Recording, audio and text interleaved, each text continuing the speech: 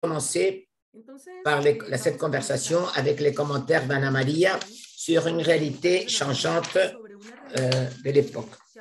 Il paraît que nous vivrions ce qu'on pourrait appeler un changement d'époque ou un changement épocal, des changements technologiques qui sont en plus accrus par les effets de la pandémie, des générations jeunes avec des sensibilités, des expectatives, des besoins et des expériences de socialisation différentes à celles du dernier siècle, des changements dans la politique internationale qui vont de pair avec l'affaiblissement de la démocratie au niveau mondial et une crise climatique sans précédent. Anna Maria, je te pose cette question. Ce changement épocal, comment il s'exprime dans le mouvement? Merci. Je vais me concentrer et je vais commencer à parler à partir du mouvement.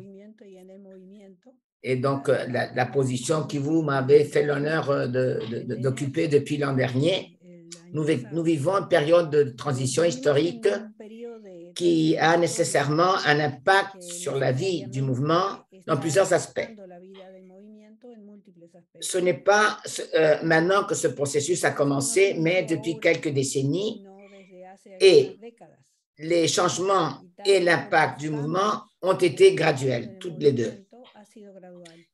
Le processus de sécularisation du monde contemporain, uni à des périodes de persécution politique et dans quelques régions religieuses, a orienté le mouvement à se concentrer particulièrement dans les communautés. Depuis quelques décennies, le mouvement centre son identité au renforcement de la spiritualité de l'action au service des plus vulnérables, inspiré dans l'Évangile et la doctrine sociale de l'Église, et en même temps d'approfondir le renouveau pastoral et théologique qui émane du Concile Vatican II. Le processus de sécularisation qui est uni à des changements dans la politique internationale et l'affaiblissement institutionnel a aussi un impact dans le mouvement dans sa dimension publique, particulièrement en ce qui concerne la représentation dans les organismes internationaux. Petit à petit, le mouvement qui a été créé après la Seconde Guerre, lorsque les organismes internationaux se créent, pour avoir cette vocation internationale, de présence internationale. Je crois que cela, c'est une dimension très importante sur laquelle je crois qu'il faut se pencher. Comment notre présence peut être importante dans le domaine international. Mais peu à peu, le mouvement a perdu présence dans ses instances en tant qu'organisation religieuse et dans l'influence sociale et politique qu'elle a pu avoir au XXe siècle. Ça fait partie de la sécularisation, la perte de la présence des organisations religieuses, tout cela qu'elle avait eu au XXe siècle, elle l'a perdu petit à petit. Notre présence n'est pas la même qu'on avait eue avant, comme on a vu dans la première exposition du premier webinaire que Jenny Gay Montalvo a faite. L'expérience communautaire, dans toute sa richesse, s'est aussi montrée comme un refuge, des fois très confortable, pour vivre la foi et continuer avec l'engagement sociopolitique, mais avec une difficulté pour trouver de nouvelles formes d'évangélisation des pairs et de transmettre l'expérience de la foi aux nouvelles générations de professionnels. La culture individualiste, qui a été stimulée par l'expansion du néolibéralisme, rend encore plus difficile la centralité de la communauté pour vivre l'expérience religieuse.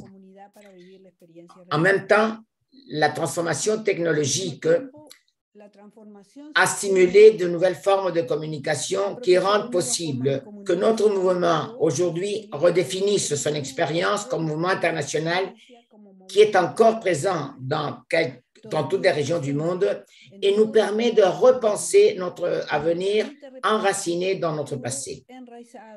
Je crois que cela n'exige pas une redéfinition de notre identité en tant que réseau international de professionnels intellectuels catholiques. Je crois que tout ça est très clair. Individuellement ou reliés en communauté ou fédération, nous travaillons pour renforcer le dialogue entre la foi et les diverses cultures et en stimulant l'inculturation de l'Évangile. Mais tout au contraire, je crois que la nouvelle réalité peut encourager encore cette identité. Nous devons en profiter pour renforcer notre expérience internationale et communautaire tout en récupérant le futur depuis nos racines, comme nous voulons le proposer dans ce panel. Les communautés et les équipes régionales ou l'international, nous vivons jusqu'au présent notre expérience dans la présentialité. Les rencontres seulement étaient possibles dans de larges périodes au niveau international qui étaient marquées par l'Assemblée quadriennale. Le Conseil international a été soutenu seulement par quelques personnes qui doivent avancer le travail démocratique.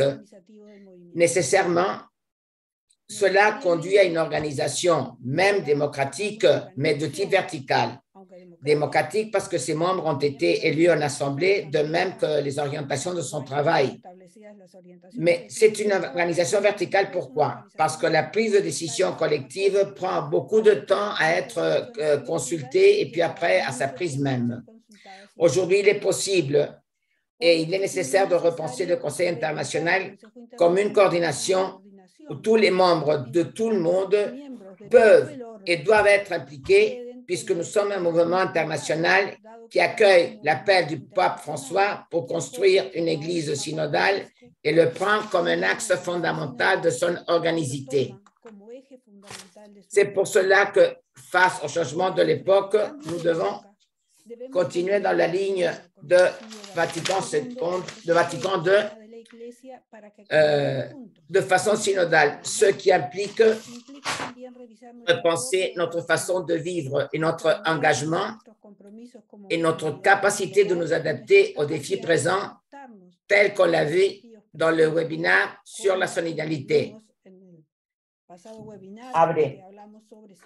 Selon les statuts, en tant qu'organe opérationnel du mouvement, il existe le secrétariat spécialisé. Jusqu'à présent, ont été organisés de façon disciplinaire, c'est-à-dire par discipline.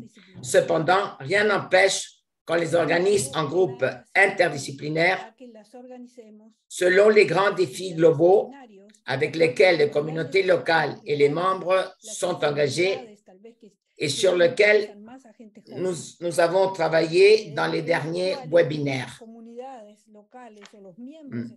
et où nous sommes engagés. Donc, quelques sujets, c'est le propre mouvement qui a fait une accumulation d'expériences telle qu'on l'a vu dans notre première rencontre virtuelle sur les droits humains, qui à demande du MIEC, notre cher Eugénie Gay Montalvo nous a raconté l'expérience des juristes et sa représentation dans le Haut Commissariat de droit de la personne à Genève. Il ne s'agit pas de reproduire la même chose, car aujourd'hui, nous avons des problèmes différents et aussi des outils, des nouvelles possibilités qui nous exigent de le repenser de façon créative. Ce n'est pas comme travail de conseil international, mais comme le travail d'un secrétariat spécialisé qui est constitué par des juristes qui peuvent représenter l'émotion et en faire élaborer les défenses, mais aussi par d'autres disciplines telles que la sociologie, la philosophie, pour avoir la perspective de François, une vision intégrale des droits humains. Ce sujet, par exemple, est très relié à la question de l'armement et la recherche de désarmement tel que les membres du mouvement d'Amérique latine le proposent en cohérence à la vision du pape François de Fratelli Tutti. C'est ce que je propose, c'est que de ce secrétariat, que les gens qui sont intéressés, qui sont dans les diverses régions du monde et qui sont intéressés se réunissent dans ces secrétariats spécialisés et qui s'appuient un avec les autres, échangent et comme ça renforcer ces sujets et d'autres, quelques-uns peuvent être plus vieux, d'autres plus contemporains. La même chose arrive et en lien avec ça, avec ce sujet dont on fait référence, avec l'affaiblissement de la démocratie qu'on a vu dans la deuxième webinaire, le processus de mondialisation qui, de pair du projet néolibéral, a conduit à une érosion continue des États nationaux et l'aggravation de l'inégalité sociale. Cela, uni aussi à un usage pervers des masses médias, a exacerbé le fossé idéologico-politique tout en provoquant la peur et l'incertitude qui ont permis la croissance et l'augmentation de propositions populistes nationalistes qui ignorent l'importance de la dignité humaine et qui ont conduit à des situations de tension sociale en incluant des guerres comme celle d'Ukraine. Ces processus génèrent de forts processus de migratoires et la quête de refuge auquel notre mouvement doit donner une réponse telle qu'on l'a vu dans le cas de la Pologne et la représentation de la Commission de migration dans le Conseil de l'Europe à Strasbourg que Bego Ocio développe en alliance avec MIAMSI et des fois avec d'autres mouvements de laïcs catholiques. Les jeunes, tels que vous pouvez vous rappeler, dans la réunion de sujets sur la démocratie, ils nous appellent à la responsabilité politique. Et un travail, voilà, ils nous appellent à cela. Ils veulent aussi un travail plus en synergie avec les aînés, tels que nous l'ont réclamé à Zimbabwe, ces membres du MIEC. Nous devrions travailler aussi avec notre représentation à Vienne et créer un secrétariat spécialisé interdisciplinaire international pour donner plus de support à nos membres de l'Autriche qui sont coordonnés par Anne-Marie qui a conduit très efficacement notre délégation. La participation de la femme dans la vie de l'Église et de la société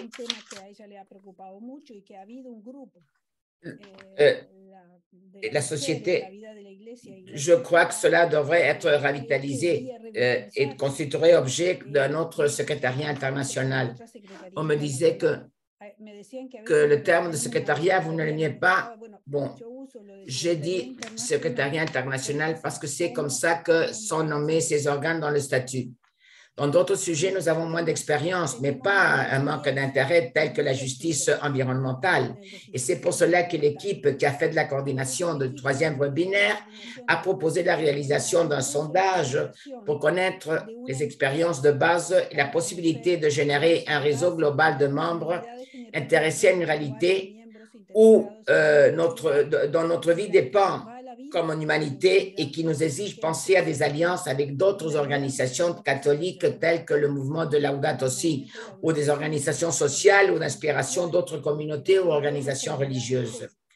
Notre représentation à Nairobi doit être appuyée et renforcée par un autre secrétariat qui offre la perspective globale et de nouvelles formes pour chercher la justice environnementale telle qu'on le recommandait dans le webinaire. La formation et l'évangélisation, des éléments essentiels de notre vie en tant que communauté de foi, est un des sujets où le mouvement a une longue expérience pastorale, une profonde réflexion théologique qui lui permet de bâtir des ponts avec d'autres instances ecclésiales et contribuer à un niveau régional et international, tout en partageant son expérience dans la formation de communautés, en pratiquant la révision des faits de vie via le discernement et l'analyse critique à la lumière de la foi et l'engagement dans l'œuvre évangélisatrice à travers le témoignage et la pratique des valeurs évangéliques. La défense des droits humains en esprit de solidarité avec les plus marginalisés et les gens mis à l'écart dans les périphéries. C'est comme ça que nos mouvements en Amérique latine, associés avec le CEVITEPAL, qui est l'organe de formation de CELAM, ont fait un cours pour les accompagnateurs de communautés. De ce cours ont surgi des communautés virtuelles latino-américaines, telles que Héctor Mella le signalait. du Chili, un des organisateurs et un des conseillers de ces communautés, ces expériences peuvent suggérer une nouvelle forme d'organisation lorsque le chaos et les difficultés du trafic dans des villes telles que le Bogota rendent difficiles les réunions périodiques présentielles. Le maintien, la conservation des archives, le recueil de la mémoire et la production de l'histoire des mouvements de Pax Romana devrait aussi être en main de secrétariat spécialisé interdisciplinaire. Ce secrétariat spécialisé pourrait être intégré par des membres impliqués dans les différentes affaires du monde entier, puisque la coordination de ces actions pourrait être discutée, organisée et coordonnée au niveau virtuel. En plus, évidemment, il serait important que ce soit coordonné avec le secrétariat international, mais le secrétariat international ne peut pas s'occuper exactement de chacun. Nous avons des experts dans tous les domaines, mais pas dans le Conseil international. Ce sont des espaces interrégionaux où ce ne sont seulement pas les professionnels qui devraient intégrer, mais aussi les étudiants. Et comme ça, on pourrait faire la transmission d'expérience, mais aussi la transition du mouvement des étudiants aux professionnels. Il pourrait être des espaces pour intégrer des gens, des membres individuels acceptés par le Conseil international, tels que l'établissent les statuts.